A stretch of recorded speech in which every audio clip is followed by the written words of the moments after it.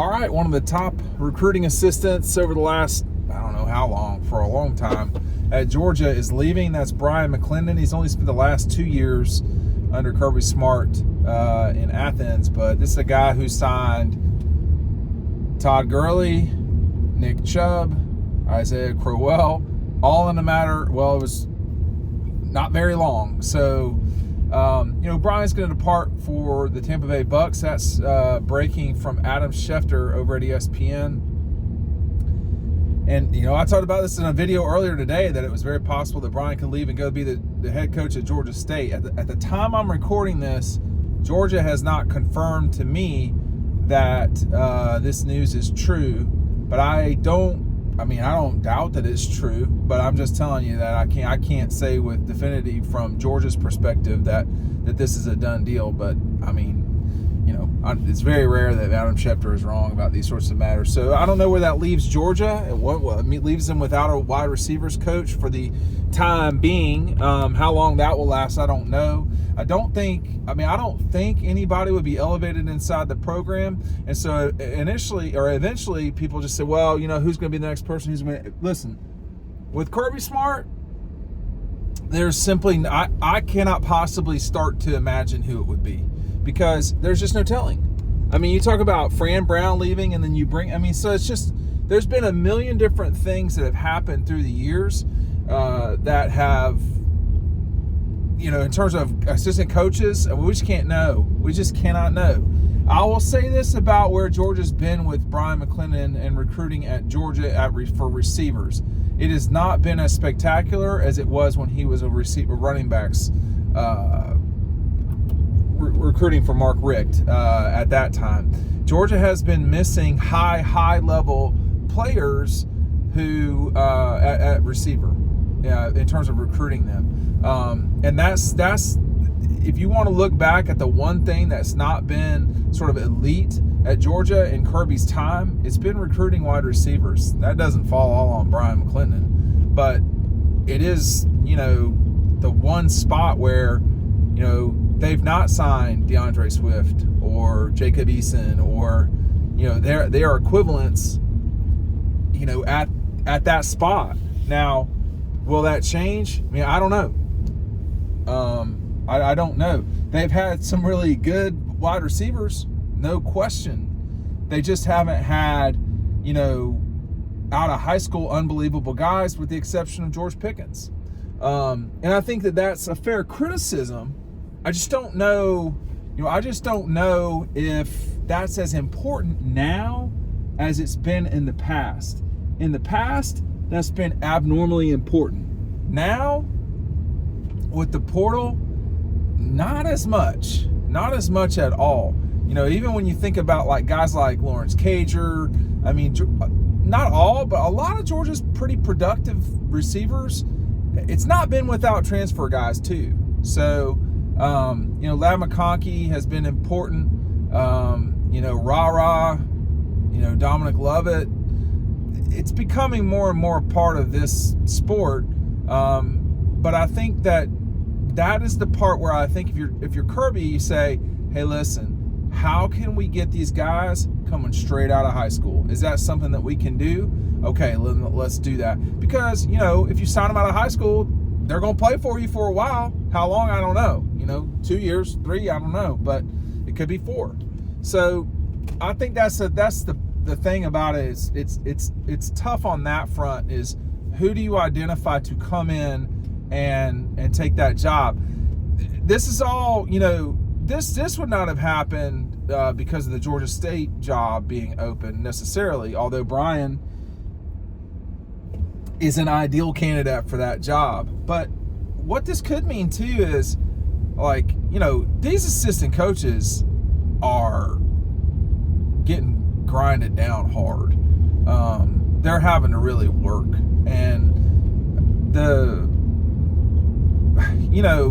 we've had in the last, I think, 10 days, we've had 2 head coaches leave collegiate football. Well, not leave collegiate football. They've left head coaching to go be assistant coaches at Power 5 schools. So we're trying to, we're a little bit in the matrix right now, and I'm not fully understanding every single thing that's happening, other than there's so much transition everywhere that I think is eating people up. Hey, Brian McClendon has been an unbelievable person for a long time. He has recruited at a very high level. His guys produce. You don't ever hear any drama with him. He's been an interim head coach at 2 different places. It is only a matter of time before he gets his opportunity to be a head coach of something somewhere. I think that, I talked about this earlier too. There was a really, really good group of leaders that were there at Georgia in the mid-2000s. DJ Shockley, Brian McClendon, Thomas Brown. I mean, Georgia had some really good leaders. Fernando Velasco was in that later time. He was with Thomas. I mean, that was just a group. That was a very good time in terms of guys who were going to be individuals who were going to go on to be successful in leading leaders and leading organizations and so forth. We're going to see that in the very near future with guys like Brian and Thomas, and I guess Fernando as well. But Nick Jones. I mean, that we're just, a lot of us, we're seeing those guys be at the age now where people are going to give them legitimate chances. So I think Brian, it's my view that it won't be long. But I also think it's very possible that, this is probably, I think, 15 years maybe of him being an assistant coach. Something like that. Maybe it's longer than that. I've done this for almost 25 years. And BMAC was at Georgia. His last year was 05. He made that. Brian's connection to Georgia is as significant as anybody's. It's not named Kirby Smart. I mean, you got a guy that won the SEC championship on a game that changed because of a play that he made. People may or may not remember this. I'm not sure. When Brian McClendon blocked that kick against LSU, blocked that punt against LSU, that game really shifted in Georgia's favor. Now, Shock took it from there, but I don't think Brian scored a touchdown in that game. He might have, but I don't remember that. He might have. Now, I don't remember. I mean, Tim Jennings scored a touchdown. Excellent leader, by the way. It was Tim, Sean Bailey, Shock, and somebody else scored a touchdown or 2. I mean, it was a pretty lopsided game, but it really became lopsided because of that punt block from Brian McClendon. Anyway, so Brian, 4 years at Georgia, winning a conference championship, winning a Sugar Bowl, winning a conference championship. He goes on immediately thereafter to be a graduate assistant during really was not unimportant during Matthew Stafford's time at Georgia. Him and Todd Hartley both working their way through Matthew growing up. And that took about 18 months, I would say. But, Brian was there during some really bad times at Georgia. So the 9-10, but really it was the end of Mark Richt's time where, it felt like Brian McClendon was not gonna let it fall apart completely, and it could have fallen apart for sure.